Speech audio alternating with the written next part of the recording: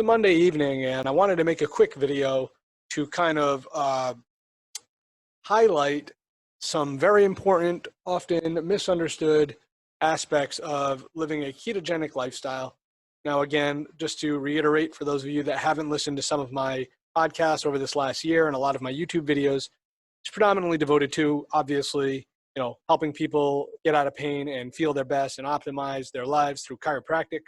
That goes without saying, majority of my videos.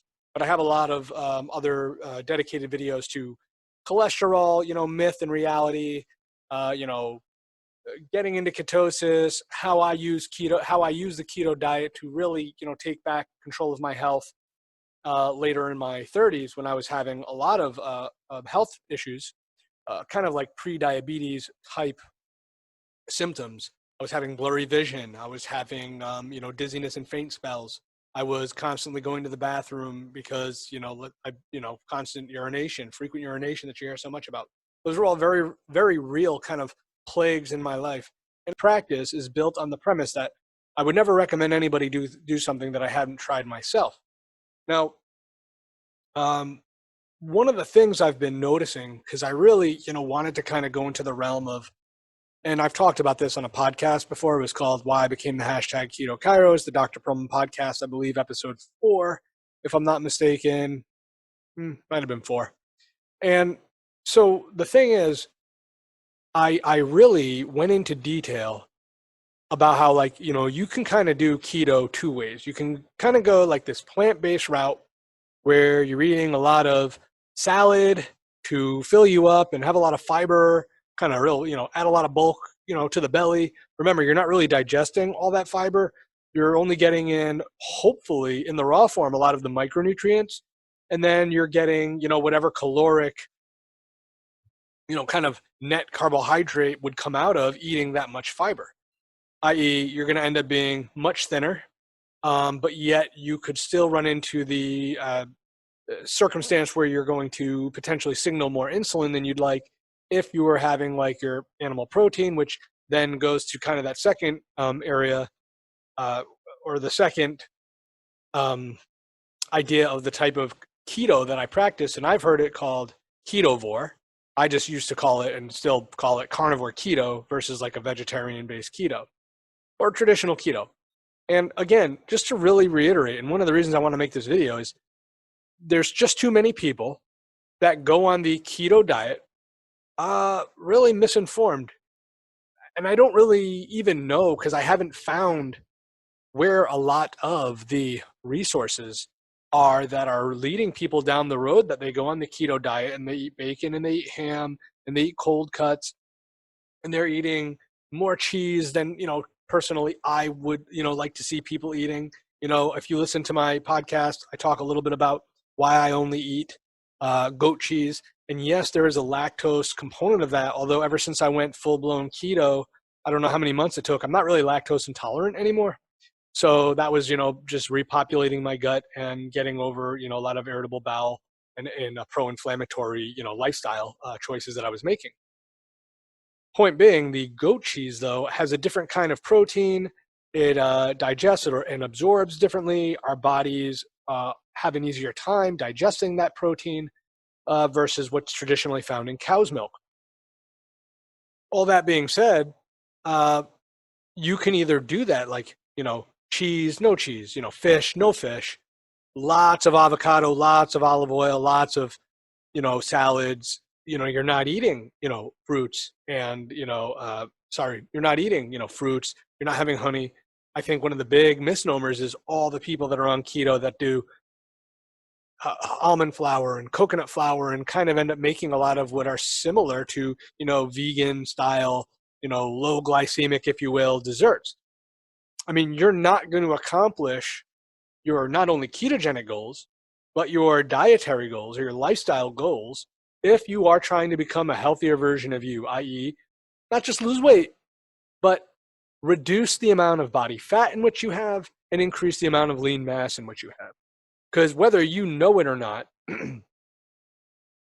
the ideal human being has the most amount of lean mass with the least amount of body fat. And that a lot of that has not only to do with insulin productivity, to control blood sugar in excess, the insulin, there's tons of overwhelming, evidence that talks about how pro-inflammatory that is. So you have all these like all this micro-inflammation that is constantly there. It's this low-grade, microdose, systemic, daily inflammation that is making you sicker and sicker and sicker. And if you do the keto diet, it's because on some level with the food you are taking in, you are mimicking starvation. And that's, kind of the second point of this video is if you're doing the carnivore diet, you certainly could achieve ketosis. But I can promise you, nobody's achieving and living in ketosis or staying in the fat burning zone, if you will, if you are eating, 8 to 10 ounce steaks, 16-ounce T-bones, ribeyes, every day, all day for every meal.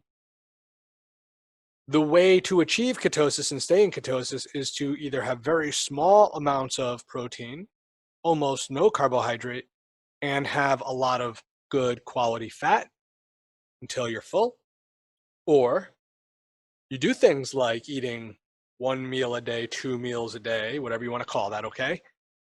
So that you have these long spans of actually going without eating, i.e. intermittent fasting, which, as you all know, or if you're new to my channel, I'm not a fan of. So here's the thing. There are multiple ways to do this, and it is not going to be a eat a lot of protein diet. It is eat a lot of fat, a lot of good fat diet. It is not stuffing yourself and overloading on fat diet. And we also have to remember one of these components, or one of these keys here. One of the things that I kind of had come up with recently is, remember now, a lot of people want to talk about calories in, calories out, net calories, net macros. How much am I supposed to eat? That does matter, but remember this now, remember this. Your nutritional demands are based on caloric expenditure, right? So think about what I said. A nutritional demand, it's a demand, is based on how much energy you're using, your expenditure, your caloric expenditure.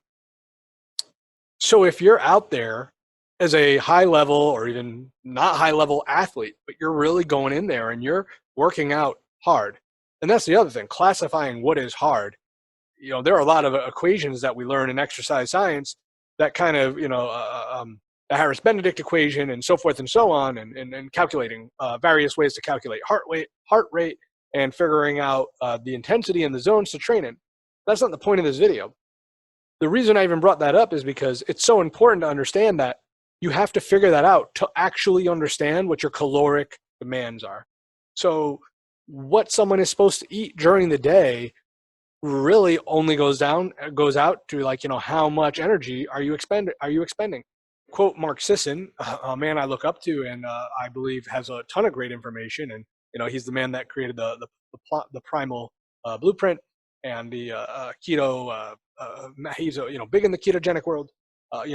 He says it's actually surprising how little calories you would actually need, not to perform, but to sustain energy and to, we'll just say, live and thrive, right? So you don't have to look at it as saying, oh man, I'm a fairly active person, or maybe I work a 9 to 5, but I do 3 days a week HIIT or something, it's in terms of, the exercise you do. It's very likely that just by saying that, you can't really justify eating more than, 16 to 1800 calories a day, high quality, good fat, and, protein calories. Like, where are we ever going to come up with the justification to figure out if you're going to eat 2,000, 2,500 calories if you're not out there performing, based on those demands? Are you hiking? Are you backpacking? Are you sprinting? Are you playing basketball every day? That changes the game, because there's so many ways. You're depleting electrolytes. You're just absolutely, utilizing all glucose stores. Your whole diet, the whole paradigm shifts in the world of keto based on figuring these things out, right? Really, in summary, all of us need to understand that we can go on a lot less nutrition. when talking about caloric intake much more often than we would like to admit to ourselves. And it doesn't mean we should be starving ourselves. And it doesn't mean we shouldn't be eating or nibbling or counting calories. It just means that when it comes to doing the ketogenic diet the right way, if you are not on a exercise program, if you are not on an exercise program that has created a demand for you to know every calorie that's going into you as part of an equation, so to speak, to maximize your gains and maximize your recovery, then you're probably eating too much.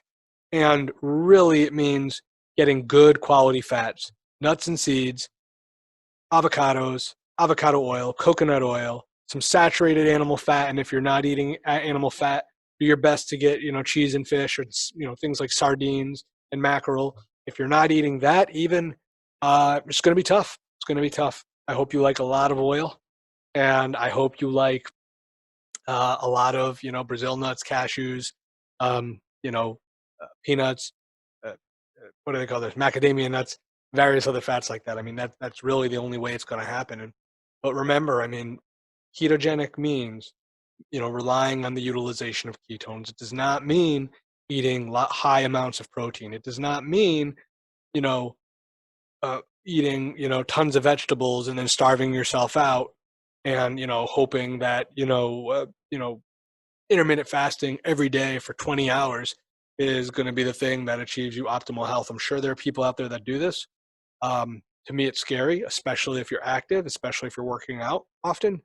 But if you're going to be that person that eats 1 meal, 2 meals a day, and actually counts calories within that, those types of things catch up to you. And I'd really hate to see people doing things the wrong way and not understanding the risks when it talks about kidney health and electrolyte depletion, not having the proper nutrition that we should all, to live our healthiest life, if that's what the goal is, and you're using the ketogenic diet and lifestyle to achieve this, there are those rules that you want to follow. And I hope that this just sheds some light on it for the evening. If you guys have any questions, feel free to leave something in the comments, and you know where to find me. Until next time, guys, thanks very much. See you soon.